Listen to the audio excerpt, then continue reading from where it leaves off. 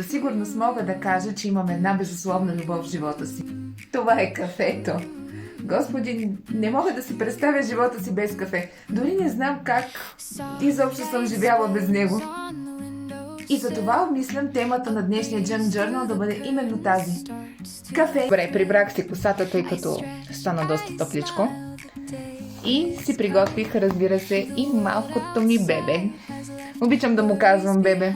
Доста стабилно си расте. Както казах, днешната тема ще бъде кафе. И нека да започваме.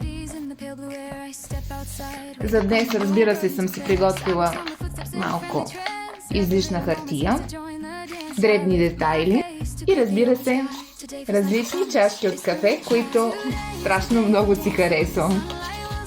Запретваме ръкави. Мисля си с тази хартия да направя фон, за да може да има контраст между елементите. А защо не и да я смачкам още повече? Искам да се получи някакъв винтидж ефект, който просто да изглежда красиво. Пуснала съм си дори и музичка.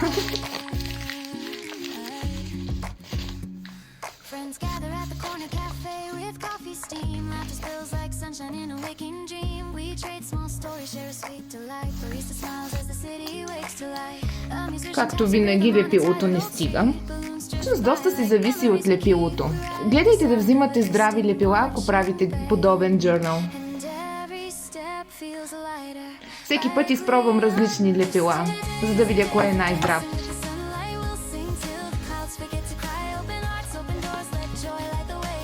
И ето я и първата част.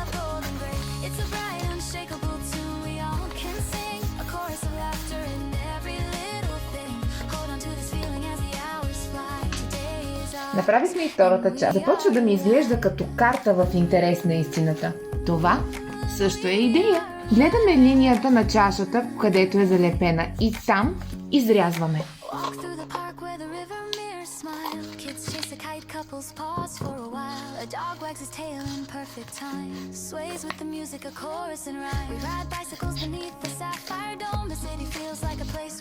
Се получава ето тази симпатична картинка.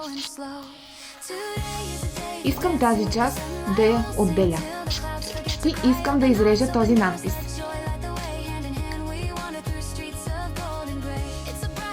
Ето къде го залепих.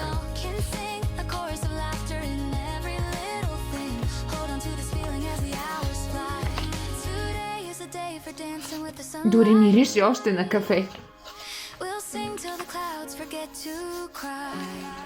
Тук долу реших да залепя и останалото от чашата. Нека преминем към останалите.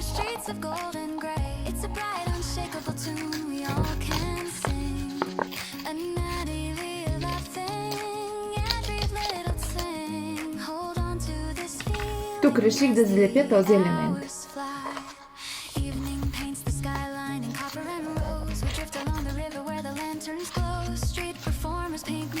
Окончателният ми резултат е това. Време е за дребните елементи.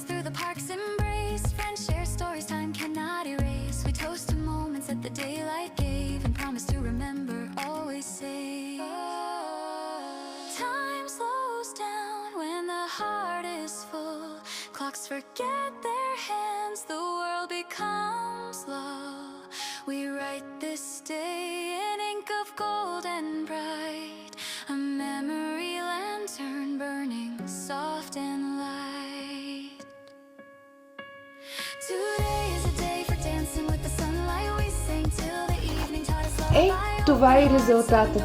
Ако видеото ви е харесало, последвайте ме. Можете да ме намерите и в YouTube, и в Instagram. До скоро!